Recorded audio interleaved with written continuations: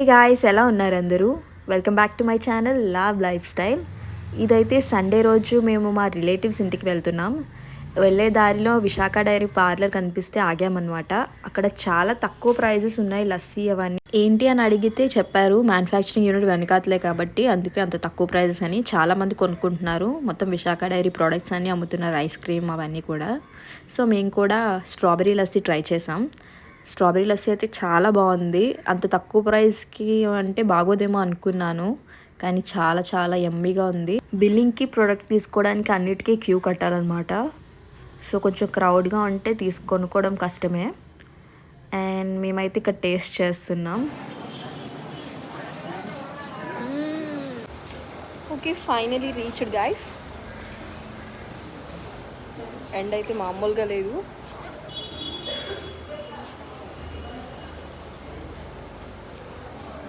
పైకి వెళ్దాం.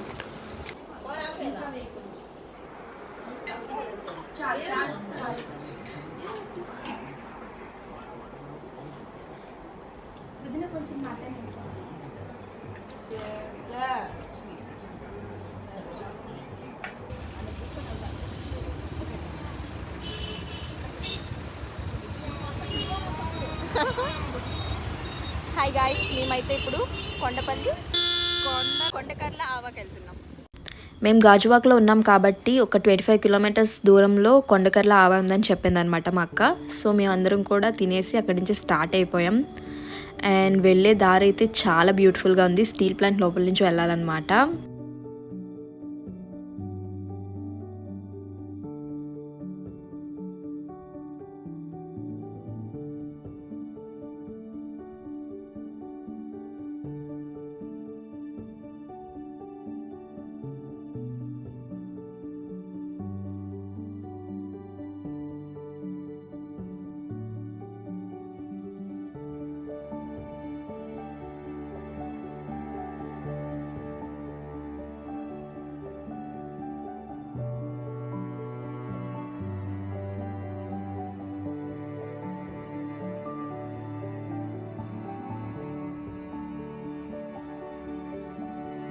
Finally after 45 minutes of drive Kondakarla ఆవాకైతే రీచ్ అయిపోయాం.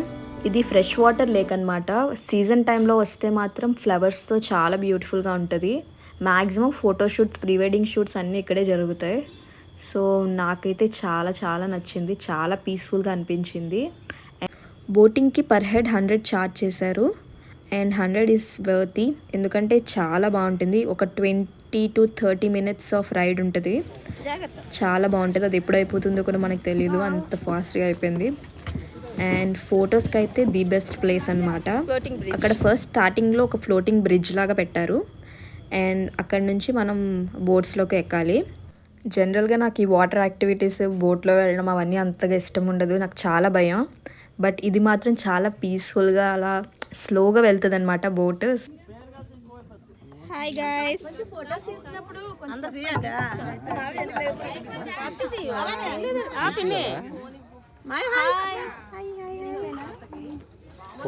లోపల తీద్దాం.